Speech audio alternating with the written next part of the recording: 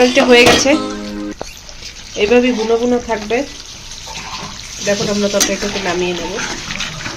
আসসালামু আলাইকুম everyone, welcome back to my channel. তো আপনারা কেমন আছেন? আলহামদুলিল্লাহ আমরা ভালো আছি।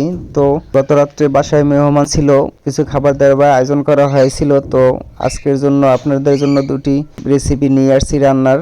তো লাইক দিয়ে সাথে থাকবেন, আশা করি ভালো লাগবে। আমরা রান্না করব আজকে ফুলকপি, তারপরে মূলা, টমেটো, নতুন আলু এগুলো দিয়ে, এই যে কেটে নিয়েছি বড় বড় করে সবজি, এগুলো দিয়ে রান্না করব আমরা। এই যে ইলিশ মাছ দিয়ে আমরা আজকে এই শীতের সবজিটা রান্না করব। তো শীতের সবজি আপনি যা দিয়ে রান্না করেন, মশলা কম দেন বেশি দেন, একটা আলাদাই মজা। চেষ্টা করবেন আপনারা এই শীতের সবজি বেশি বেশি খেতে। তো এই যে আমরা এখন দিয়ে দেব, মশলাটা ভালোভাবে কষিয়ে নিয়েছি, মানে তেল, পেঁয়াজ, আদা, রসুন, হলুদ, মরিচ সব দিয়ে ভালোভাবে মশলাটা কষিয়ে এখন আমরা এই যে সবজিগুলো দিয়ে দেব।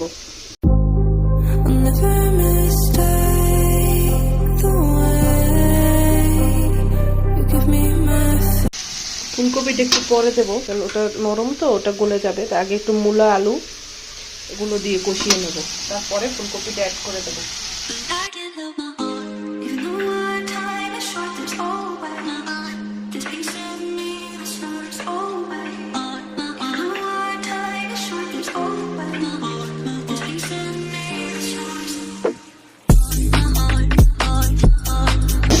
যখন মশলাটা কষে আমরা ঢাকনা দিয়ে ঢেকে দেবো। কষানোর পরে ফুলকপি দেবো, নাহলে ফুলকপিগুলো ভেঙে যাবে, কারণ ফুলকপি দেওয়ার পরে বেশি নাড়াচাড়া করা যায় না, তো নরম সবজি ভেঙে যেতে পারে। তাই এটা একটু ভালোভাবে কষিয়ে তারপর ফুলকপি দিয়ে 1 মিনিট কষিয়ে পানি দিয়ে নামিয়ে নেব। তো তরকারিটা হয়ে গেছে, ফুলকপি, মূলা, আলু ঝোল দিয়ে ইলিশ মাছ ভেজে দিয়ে দিলাম। এখন এর সাথে উপর থেকে দিয়ে দেবো কতগুলো ধনিয়া পাতা। শীতের সবজিতে ধনিয়া পাতা না দিলে ভালো লাগে না, একটু বেশি পরিমাণে ধনিয়া পাতা দিয়ে দিলাম।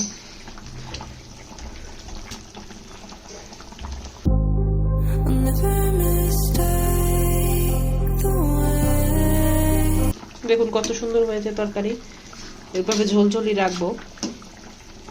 বন্ধুরা, ভিডিওটির সাথে একটি লাইক দিয়ে যাবেন প্লিজ।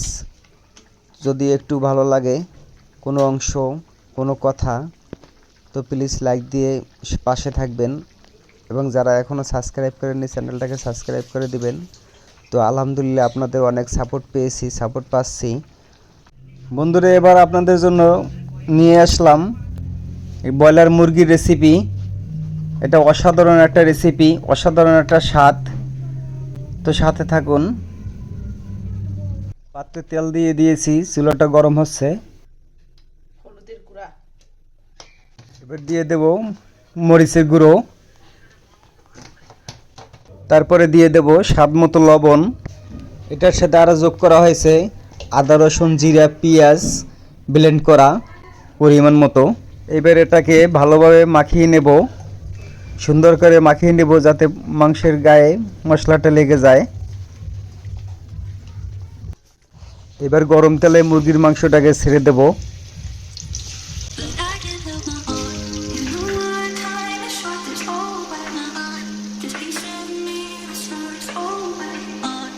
এভাবে কিছুক্ষণ অপেক্ষা করব। সুন্দর করে মুরগিটাকে ভেজে নেবেন। তো মুরগিটা ভাজা মোটামুটি হয়ে গেছে, এটাকে এখন একটি পাত্রে উঠিয়ে রাখব।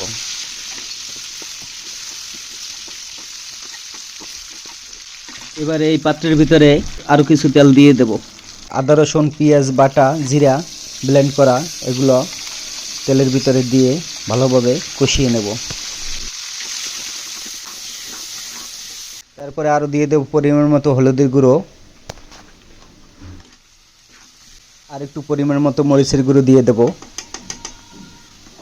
তবে মশলাটাকে আবার ভালোভাবে কষিয়ে নেব। মশলাটা কষানো হয়ে গেলে দিয়ে দেব অল্প একটু পানি,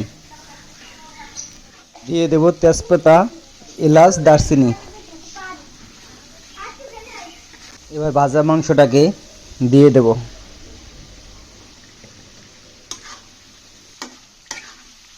সাথে দিয়ে দেব কিছু আলু। এবার দিয়ে দেব আস্ত কিছু কাঁচামরিচ, এতে করে কি ফ্লেভারটা অনেকটাই বাড়বে। আমাদের তো তরকারিটা হয়ে গেছে, এইভাবেই বুনো বুনো থাকবে।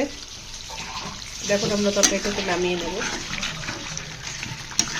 এর ভিতর কোনো পানি দিই নেই, যতটুকু পানি আলু আর মাংসটুকু বের হয়েছে ওই পানিতে এটা বুনো বুনো হয়ে গেছে।